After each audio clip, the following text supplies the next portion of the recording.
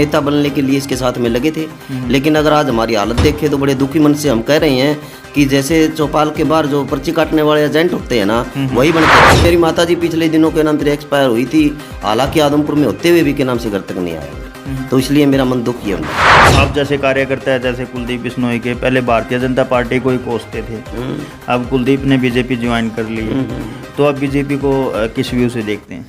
हम बढ़िया है। देखो वो तो पहले तो गालियां सभी देते थे, हम भी देते थे, इसका कोई जोड़े उठाने वाला भी नहीं था, ऐसे भी बोलते थे। और चौधरी कुलदीप बिश्नोई भी स्टेज के माध्यम से ये कहते थे भाई किसी से यारी कर लियो लेकिन बीजेपी वाले से नहीं करना। तो पता नहीं क्या हुआ, क्या नहीं इनकी डीलिंग हुई है, ये गए हैं, पता नहीं क्या होता है। जी हाँ, नमस्कार, मेरा नाम है अशोक और आप देख रहे हैं पब्लिक रिएक्शन टीवी। आप सभी को पता है कि कुलदीप बिश्नोई ने आदमपुर विधायक पद से इस्तीफा दे दिया है और आदमपुर में अगले 3 या 4 महीनों में उपचुनाव होना है। तो हम गांव में जाकर ग्रामीणों से सर्वे कर रहे हैं और कुलदीप बिश्नोई के बारे में राय एकत्रित कर रहे हैं। आज हम मौजूद हैं कुलदीप बिश्नोई के एक खास कार्यकर्ता के साथ में जो सन 1998 से कुलदीप बिश्नोई के साथ में जुड़े हुए हैं। उनसे भी राय जानेंगे कुलदीप बिश्नोई के बारे में। हाँ जी, नमस्कार। नमस्कार। क्या नाम है सर आपका? चांदवीर वाल्मीकि। चांदवीर वाल्मीकि, गाँव बुढ़ाक।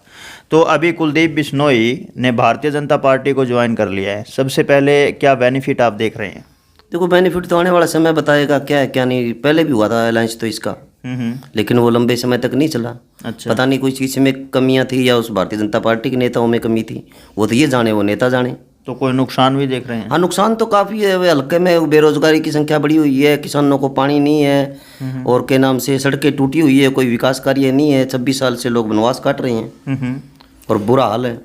आप तो खास कार्यकर्ता बताए जाते हैं। हाँ बिल्कुल, खास कार्यकर्ता हूँ। उसके कंधे से कंधे मिलाकर मैंने उसके काम किया सन 98 से। चाहे उसका भिवानी लोकसभा का इलेक्शन हो, चाहे हिसार लोकसभा का इलेक्शन हो, चाहे रेणुका जी का इलेक्शन हो, चाहे के नाम से चौधरी बदनाल जी का बाई इलेक्शन हो या इसके खुद के इलेक्शन हो, मैंने इसके लिए काफ़ी कार्य किया है, बहुत ज़्यादा कार्य किया है। तो आदमपुर में उन्होंने विकास कार्य नहीं करवाए? आदमपुर में तो विकास कार्य न होने का एक कारण ये भी बता रहे, बार बार जाते कहते कि हमारी तो सरकार नहीं है, हमारी सरकार नहीं है, यही बहाना बनाते हैं। यानी कि ग्रामीणों से हमने जानकारी एकत्रित की, राय ली ग्रामीणों की। उनका कहना है कि विधानसभा में कम से कम आवाज़ तो उठानी चाहिए। चलो सरकार नहीं है, एक विधायक होने के नाते तो आवाज़ तो उठानी चाहिए थी। देखो फर्ज बनता था। मैंने भी काफ़ी बार इनको, जब विधानसभा का सेशन शुरू होता था तो उससे पहले काफ़ी बार फ़ोन पे इनको मैं कहता था भाई साहब इस मुद्दे पे आपको बोलना है।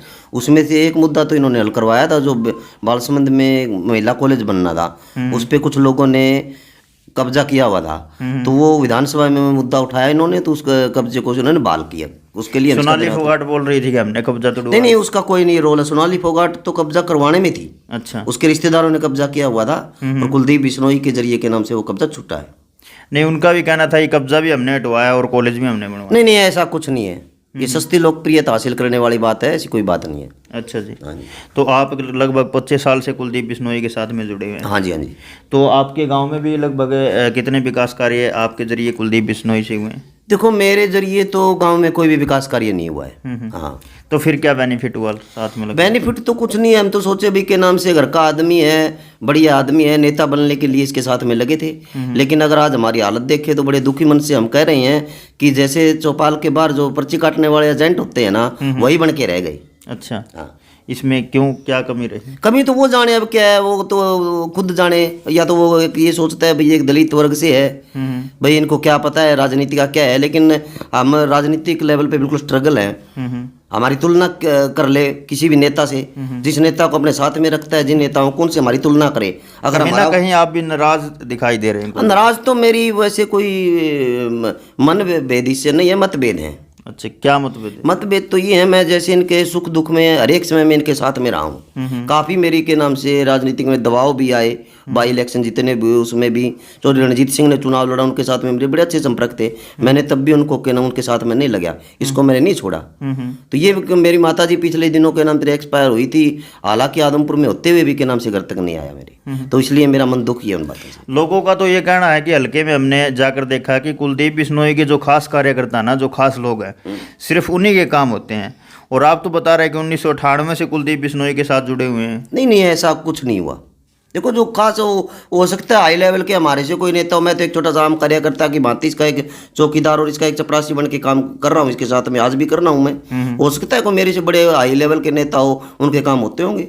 अब आगे क्या क्या प्लान है? आगे तो सोचेंगे जो होगा। अभी तो कल इसने रिजाइन किया है, उसके बाद में इलेक्शन डिक्लेयर होगा। अभी देखते हैं क्या होता है। नहीं, कुलदीप बिश्नोई के बारे में क्या राय है? कुलदीप बिश्नोई के बारे में भी सोचेंगे और क्या।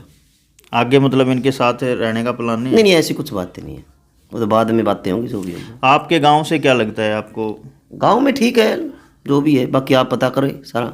फिर भी आप मतलब एक कार्यकर्ता हैं, और मतलब कि कार्यकर्ता ही सारी खबर मतलब जो विधायक होते हैं उनको देते हैं, नेता को देते हैं। देखो ऐसा है, हमने इसके लिए जितनी मेहनत की, हमारे गांव के ग्रामीणों ने जहाँ भी बुलाया हम वहाँ उनको साथ लेके गए। देखो दुखी तो वो भी है, दुखी तो वो भी हैं भाई, उनके भी कार्य नहीं होते तो हम उनसे ज़्यादा दुखी है, और अपनी भावनाएं भी उनके सामने नहीं रख सकते खुल के, क्योंकि अब वो सोचेंगे भाई इनके साथ में भी ऐसा घटना हो रही है तो तुम्हारा क्या हाल होगा। तो ये बातें हैं।